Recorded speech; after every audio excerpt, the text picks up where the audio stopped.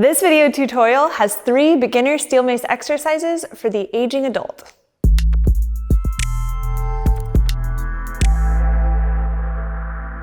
Coach Summer Huntington here at the Flowshala, and this video is going to be a little bit different. I'm going to go into a bit about why I started Steel Mace Vinyasa and how this can be accessible to humans that are going through their late 40s, 50s, 60s, and even aging into their 70s, and how we can make this practice really accessible for them to stay functionally fit, stay out of pain, and be able to move well and be able to cultivate a deeper relationship with their highest self.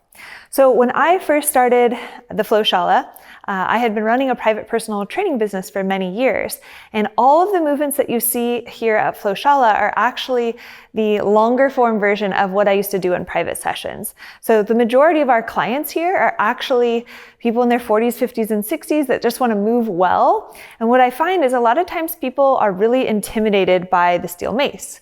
And I think a big reason for that is because the Steel Mace, the most common thing that we see is the 360 swing. Now, this is actually an advanced movement to perform a 360 swing. There needs to be some checks and balances there before we get into swinging. So the 3 exercises I have for you today are ballistic squat switches, uppercut lunges, and warrior 2 switches. So assuming that you've done your homework and you have warmed up with joint mobility or joint mobility integrated into asana, we'll assume that you're nice and warm and you're ready for your ballistic squat switch. So go ahead and start with your feet hip distance apart, and I'll show the profile view here. And then you want to start with your mace at about the solar plexus here. So some common misalignments are holding the mace down by the belly button and kind of having like a relaxed passive grip here. The whole purpose of having the mace in this under-over grip at the solar plexus is to allow our scapula to come out of their rounded forward position and seat the scapula back in neutral and start to generate torque so that the rotator cuff muscles turn on and we're starting to recruit the lats here. So a ballistic squat switch with feet hip distance apart, glide the mace into a prayer position. And here, if I just hang out here passively, I'm missing out on an opportunity to actually slide the shoulders down and back and again, recruit my lats. So do the latter, recruit your lats here in the prayer position, slide the globe to the opposite side. So hand-eye coordination, super great for working on just being able to move with control without looking at the mace eventually. We want to have that coordination as we age to keep our bodies safe and make sure that we're preventing any falls or things like that. So with the mace at solar plexus position, the next piece is finding a proper hip hinge. So your hip hinge might be shallow. If you've been struggling with knee issues, don't worry, this movement is totally appropriate for you as well. So again, mace switch, mace at solar plexus, find your hip hinge, crown to coccyx alignment, stand up, and then squeeze the glutes here, pack the shoulders. So the main objective is we want to connect the lats, the deep inner core and obliques, and the glutes.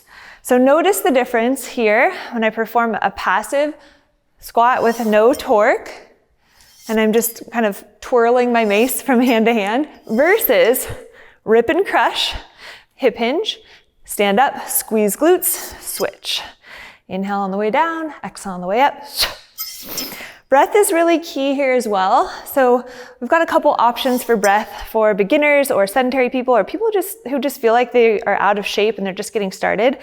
The first breath I recommend is force level breath. So a force level breath is breathing out in both the concentric and the eccentric phase of the exercise. So slide the mace across, find a hip hinge, breathe out here, and here, squeeze glutes. I'll do a few reps. Go ahead and do them with me.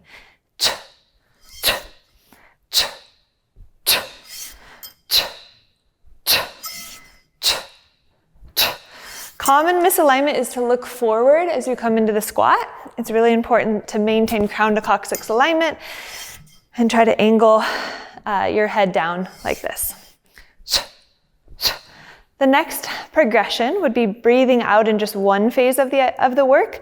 So for my power breath or discipline breath, I can breathe out on the work phase and inhale on the way up. So some people might perceive the bottom of a squat as work. I think of it as the most coordination for this particular exercise. So I'm breathing out here, inhaling on the stand, Breathing out here on the down face, inhaling on the stand. I can also switch the order of the breath. So I could breathe out on the way up, I could inhale on the way down.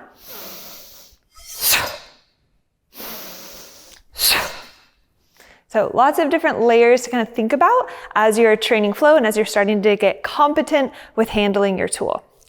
The second exercise is uppercut lunge. Now, generally when folks first start out with lunging, the base of support is really key. So it's really important to have the feet about hip distance apart or slightly wider.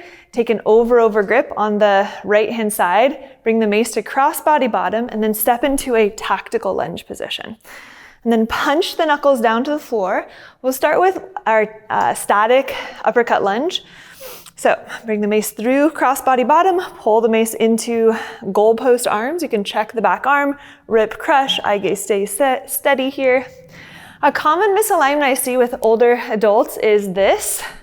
So a lot of times people are doing some variation of an uppercut lunge that's not symmetrical. So the goal here is we want to make sure the shoulder girdle and the wingspan are integrated into the swing and that we're allowing the mace momentum to travel through the inner core. If you find yourself having trouble balancing, you can take it over to a wall as well. You can drive your heel into the wall to find a little bit more support.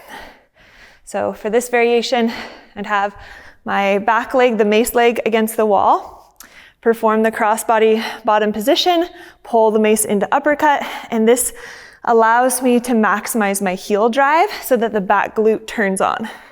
So here's an active glute. You can see the tone, and then if I was to do it passively, notice the difference. There's no integrity in the posture. So really important to drive through the heel, turn on the torque in the bottom leg, rip and crush your mace, power breath. And then over time, when you take the mace and you take the wall away, what's left is the ability to sense that proprioceptive feedback of posterior chain or back body engaging. So the dynamic variation, once you're ready to progress, would look like this. I'll perform it on the opposite side. So we've got our over grip, step forward into the tactical lunge, keep the back glute on, eye gaze steady, punch the knuckles back down. I find this to be a really empowering movement pattern, especially for adults, anybody that's struggled with disempowerment in their life or is working through some form of stress, like a really stress-related event, or even harboring trauma in the body. There's something to be said for the actual motion of performing an uppercut. So as we start to train with this warrior mentality and actually take the movements with this new modern rendition of an ancient tool, we take the movements into these different forms that symbolize empowerment. This really starts to resonate and leave an imprint on the nervous system. More on that in our Steel Mace Vinyasa 100-hour teacher training. Let's go to our third exercise, the Warrior 2 switch. Now, a lot of older adults tend to become over-specialized in just sitting or walking and doing things in kind of a linear pattern. And so the ability to actually move the hip into what's called an open hip posture can be really limited because the fascia has become adhered, there's denseness in that region, the glutes become tight, the quads become tight. So it can be really eye-opening to start with just basic open hip conditioning. So I'm gonna give you a really simple one and show you how to modify if you're first starting out. So start with the feet in a wide-legged stance position here. Find your prayer position and recruit your shoulder girdle, so find the shoulder pack. And then start by externally rotating your front arm and your leg at the same time. So notice the movement and the rotation came from my upper hip, not just my ankle, okay? So I'm moving the whole entire thigh all the way into perpendicular feet, landing in Warrior 2, and my back arm kind of mimics what the mace is doing here. So the very first progression for creating open hip conditioning mobility and strength is just a basic Warrior 2 switch. And I'm going really shallow here on purpose because I want you to see how you can still get a lot out of this motion even if Warrior 2 is a new pose for you. it still can be really accessible. And I know from years of teaching this to my 50 and 60 and sometimes up to 70-year-old clients, and I know they feel so empowered when they're wielding this weapon-like tool, because what's happening is every time they load the mace in one of our guard or side flag or uppercut stances, any of these warrior stances, they're basically taking the body and the shoulders out of a fight or flight stress response. So fight or flight is characterized by shoulders rounded forward, tail tucked under, kind of getting small and protecting the heart. And every time we train here, for example, in Warrior 2 switches, we're doing the opposite. So we're literally taking the body out of fight or flight. The next progression, reach the mace up and overhead, and then bring the mace into modified side flag. So you're coordinating both the arms and the legs. So our two biggest ball and socket joints, our arms and our legs, are moving in a synchronized pattern. So working on coordination, agility, mobility, strength. And you guys have probably all heard the phrase, killing two birds with one stone. It's a little bit of a violent term, but here we're working on all these different aspects of performance: mobility, strength, coordination, proprioception, interoception, being able to sense the somatic response as I enter in and out of asana, breath control, so the literal physiology of what's happening when I integrate breath, breathing out on the work face. So to be able to combine all of these different physical training attributes into one practice is really powerful.